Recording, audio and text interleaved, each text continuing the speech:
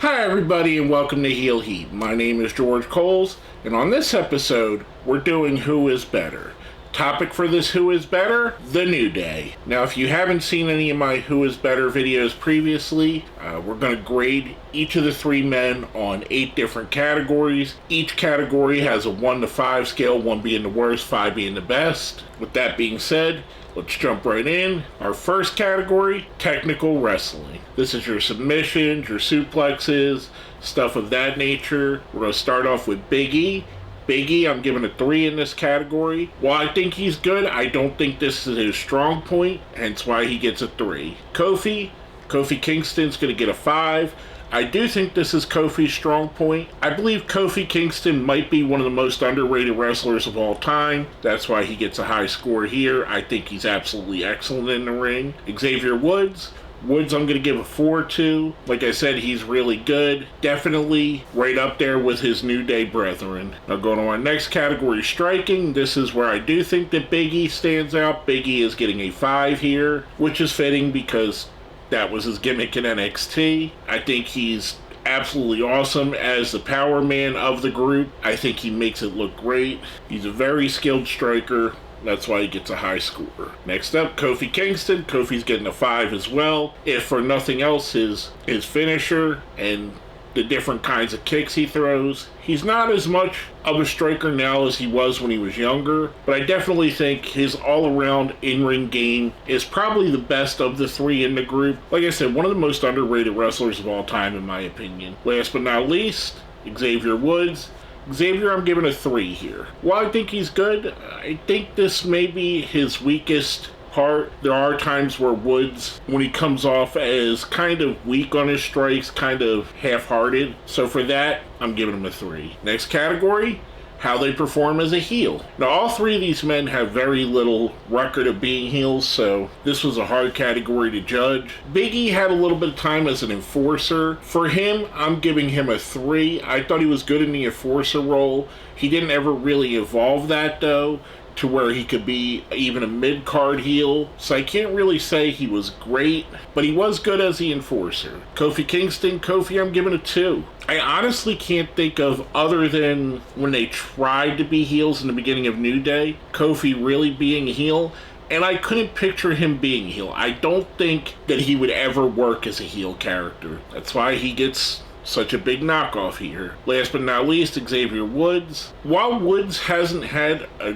great amount of time as a heel, and this is going to come off a little bit hypocritical based on what I just said about Big E, I think the current will they split, won't they split semi-heel turn for Xavier Woods is the best that Woods has been in his WWE run. I think he's really good at it. I think he will make a very interesting heel if they do decide to pull that trigger. I think he's got it down, especially the blaming everybody else for his problems. That's why he's getting a 4. Now next up, as a babyface, this one's simple. All 3 of them are getting a 5. This is your quintessential babyface, selling tickets to kids, selling merchandise to kids, selling t-shirts to kids, selling cereal to kids. These are the guys that you would send out to the children's hospitals, to the Make-A-Wish, to the charity baseball games, to the charities in general. 3 perfect ambassadors, 3 guys that everybody in the world cheers for. That's why they all get a 5. Now next category,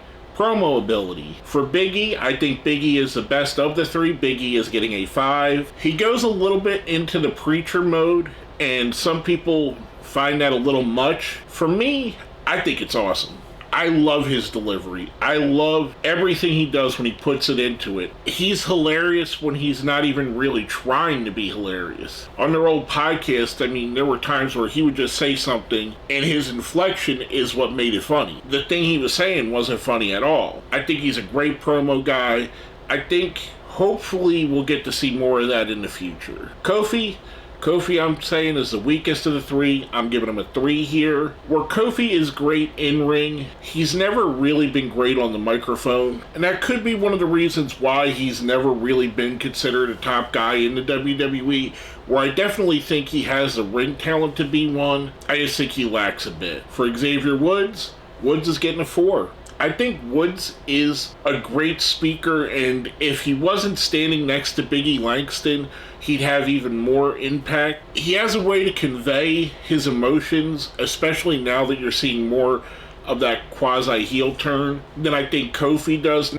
He's not as iconic as Big E, but I think he does a really good job at it, and I think he excels here. As far as presentation, I mean, they've been presented as a group for the better part of a decade.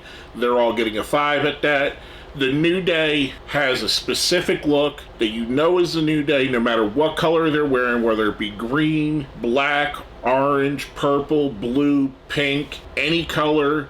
They have a certain style, and it could be anything from anime to rap songs to civil rights. You just know their look, and you know their song immediately, especially with Big E doing the, "Oh, don't you dare be sour." That was a terrible Big E impression. They're insanely unique, insanely memorable. Anybody that watched wrestling during this time is going to remember the New Day. That's why they get a 5 on their presentation. As far as charisma, across the board, they're all getting a 5 as well. Easily 3 of the most charismatic guys in pro wrestling. 3 guys that play so well off of each other. 3 guys that know their character and know who they are, whether it be Big E with that semi-preacher voice, Kofi with the kind of older brother quarterback of the team, Woods with the fire and the passion. They all have a charisma. They all have something that you want to get behind and you want to cheer for. That's why they're all getting a 5 here. Last but not least, big game performance. How they all perform at the biggest stages, whether it be for tag titles, world titles, King of the Ring tournaments, WrestleMania matches, pay-per-view main events, Raw main events, SmackDown main events, all that fun stuff. Again, they're all tied together, and the 3 of them are one of the great tag teams of all time, even though there's 3 of them. I'm giving them all a 5. Some of the best tag team matches in the last decade or so in WWE have involved the New Day.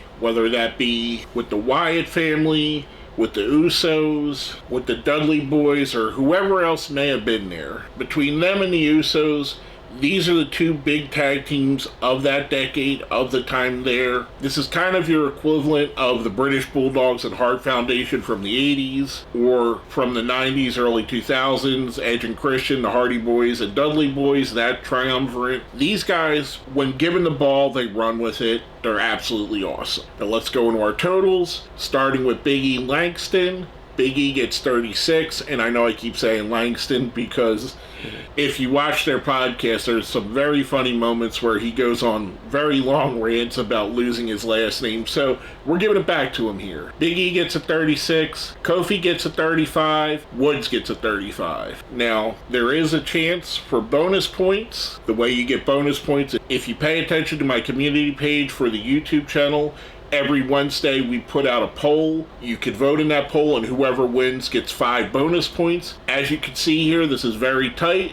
This could be the difference between someone winning and someone losing. With almost 700 votes, Big E gets the bonus.